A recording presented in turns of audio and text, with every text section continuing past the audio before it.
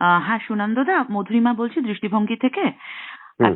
গোটা শহর জুড়েই হ্যাংলাথেরিয়ামের অনেক কটা আউটলেট রয়েছে এবং মানুষ হুম। খেতে যেতেও পছন্দ করেন বাঙালিরা। হুম। অবাঙালিরাও তো বটেই।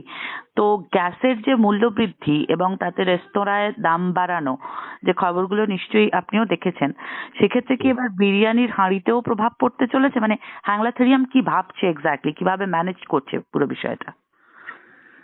আহ, কিছু কিছু বিষয় হয় যখন অ্যাকচুয়ালি আমাদের হাতে খুব কমই আম, মানে সীমিত ক্ষমতা থাকে আর কি, বা হুম একদমই থাকে না। হুম তো এটা ওরকমই একটা ইভেন্ট যেখানে আমরাও জানি না যে এক্স্যাক্টলি কি করব। এবার দাম বাড়াটা তো নেক্সট ফেজ। হ্যাঁ। হুম আহ, কিন্তু আমরা যদি গ্যাসের সিলিন্ডারটা পাই না, হুম সেক্ষেত্রে তো দাম বাড়ার কোয়েশ্চেনটাই আসছে না। তা এখন যেরকম অবস্থা, আমাদের কাছে অ্যাকচুয়ালি ভিজিবিলিটিটা নেই যে আগামী 2 দিন বা 3 দিন পরে কি হতে চলেছে। হুম আম, আমরা অন্যান্য ভাবে জিনিসটাকে দেখার চেষ্টা করছি, যে আমাদের মেনু শর্ট করে যে জিনিসগুলোয় বেশি সময় লাগে সেগুলোকে বাদ দিয়ে। কিন্তু আগামী 2-3 দিন পরে যে কি হবে আমরা কেউ জানি না। Everyone is going through tremendous amount of uncertainty.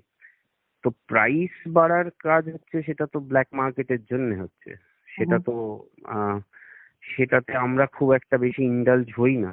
হ্যাঁ, কিন্তু আহ, যখন পৃথিবীতে কালোবাজারিটাই হয়তো নর্মস হয়ে দাঁড়াবে, হুম। তখন তো আমাদেরকেও সেটা ভাবতে হবে। কিন্তু আমরা কি সেইভাবে রেস্টুরেন্ট আদৌ চালাতে চাই কি চাই না, সেটা হয়তো আমরা এখনো ভেবে উঠতে পারিনি। এক্ষেত্রে কি কোনো আউটলেট মানে বন্ধ হয়ে যেতে পারে সাময়িক সময়ের জন্য? হ্যাঁ, একেবারেই তাই। কারণ সেক্ষেত্রে বন্ধ হয়ে যাওয়া মানে, এখন এখন যে অবস্থায় আমরা আছি সেখানে যদি নেক্সট 2 দিন এরকমই চলে, তাহলে আমাদের আউটলেট কে রান করানো ইজ অলমোস্ট ইম্পসিবল। আচ্ছা। এটা তো মানে ব্যবসার ক্ষেত্রে একটা বিশাল বড় প্রভাব।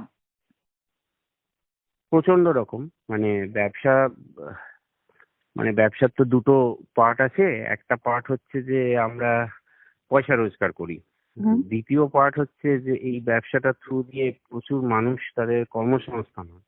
হুম তো আমাদের ওই দ্বিতীয় পার্টটাতে একটা প্রাইড ফিল হয় চিরকালই, হুম যে আমরা যেভাবে অর্গানাইজেশনটাকে বাড়িয়েছি বা যেভাবে নিয়ে যাচ্ছি, সেখানে আমরা অনেক মানুষকে কাজ দিয়েছি এবং তারা আমাদের সঙ্গে খানিকটা ফ্যামিলির মতোই হয়ে গেছে। কেউ 10 বছর কাজ করছে, কেউ 15 বছর কাজ করছে, 14 বছর কাজ করছে। এবার আমাদের কাছে সত্যি কথা বলতে কি, আমরা এটা কোভিড এর সময়ও হয়েছিল, হুম যে কিভাবে তাদের পরিবারগুলো চলবে সেটা আমাদের কাছে খুব বড় প্রায়োরিটি হয়ে দাঁড়াচ্ছে। হুম তো এইভাবে চললে তো একটা সময় এরকম আসবেই যখন হয়তো, কিন্তু আমরা মানে মুশকিলটা হয়ে গেছে যে এখন যেরকম কন্ডিশনের মধ্যে আমরা আছি, আমরা কেউ জানি না যে কি হতে চলেছে। হ্যাঁ, তো এতটাই বড় একটা লেভেলের পাওয়ার গেম আছে যেখানে আমরা তো চুনোপুটি। তো ক্ষেত্রে কি মানে সেখানে আমরা। কেন্দ্রীয় সরকারের হুম। যে ভূমিকা, কেন্দ্রীয় সরকারের যে ভূমিকা, মানে একজন ব্যবসায়ী হিসেবে কি আপনার মনে হচ্ছে যে কোথাও একটু ভুল হয়ে যাচ্ছে? আহ দেখুন, এই ব্যাপারে কথা বলাটা আমার মনে হয় একটু দৃষ্টতা হয়ে যাবে। তার কারণ হচ্ছে, আমি তো সরকারে নেই। আমি সরকারে থাকলে কি করতাম আমি জানি না, হুম কারণ তাদের হয়তো আরো অসংখ্য জিনিস দেখতে হয়। কিন্তু আমার কোথাও না কোথাও মনে হয় যে F&B বিজনেসটা একটা খুব সফট টার্গেটের মধ্যে পড়ে যায়। ইনফ্যাক্ট ব্যবসা ব্যাপারটাই মানুষ এখনো হয়তো খুব ভালোভাবে দেখে না। এই যে আমরা বলছি যে মানুষের স্বার্থটা বেশি দরকার, হুম এবং সেখানে তাদের কাছে গ্যাসটা পৌঁছে যাওয়া দরকার, সেখানে বেশ কিছু লক্ষ মানুষ যারা F&B বিজনেসের সঙ্গে জড়িয়ে আছে তাদেরও দেখাটা উচিত। তো এক্ষেত্রে national restaurant association of India থেকে একটা ডেলিগেশন গেছে, তারা মিনিস্টারের সঙ্গে দেখাও করেছে। হুম সেখানে মিনিস্টার এই আশ্বাস দিয়েছে যে আমাদের 10% ইন্ডাস্ট্রিয়াল সিলিন্ডারের প্রোডাকশন বাড়বে।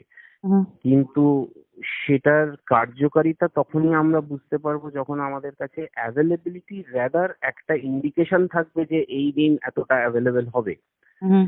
এই আনসার্টেনিটির মধ্যে যদি আমরা যাই, সেক্ষেত্রে তো বিজনেস সাংঘাতিকভাবে এফেক্ট করছে, এবং আমার মনে হয় গভর্নমেন্টের সেটা দেখা উচিত। বেশ। আপনি পরবর্তী পদক্ষেপ কি ভেবেছেন? ধরুন আগামী 2 দিনে বা 3 দিনে পরিস্থিতির পরিবর্তন হলো না, কি করবেন? এখানে যেটা বললাম যে এখানে আমাদের হাতে অ্যাকচুয়ালি খুব একটা কিছু ভাবনা চিন্তা করার মতো ব্যাপার নেই, কারণ এখানে যদি আজকে ধরুন নেক্সট 2 দিন 3 দিনে অ্যাভেলেবেল হলো না, সেক্ষেত্রে আমাদের কাছে আউটলেট বন্ধ করে দেওয়া ছাড়া খুব একটা উপায় নেই। বুঝতে পারছি। কারণ একটা সিলিন্ডারের দাম যদি মার্কেট প্রাইসের থেকে 3 গুণ বা 4 গুণ দিয়ে কেউ কেনে, সেক্ষেত্রে আরেকটা উপায় হচ্ছে আমার খাবারের দাম বাড়িয়ে দেওয়া। হুম সেটা আমরা করতে চাই না।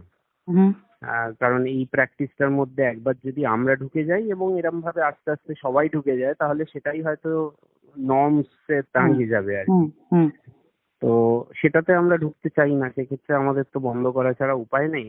কিন্তু এক্ষেত্রে আমাদের মনে হয় যে আমরা প্রত্যেক ঘন্টার প্ল্যানটা করি। কালকে কি হবে সেটা ভেবে তো লাভ নেই। কারণ বুঝতে এমনই পেরেছি। একটা সিচুয়েশনের ভিতরে যাচ্ছি, সেটা হুম, ভেবে আমরা খুব একটা কিছু করতে পারবো না। বুঝতে পেরেছি। অনেক ধন্যবাদ আপনাকে সময় দেওয়ার জন্য। ধন্যবাদ।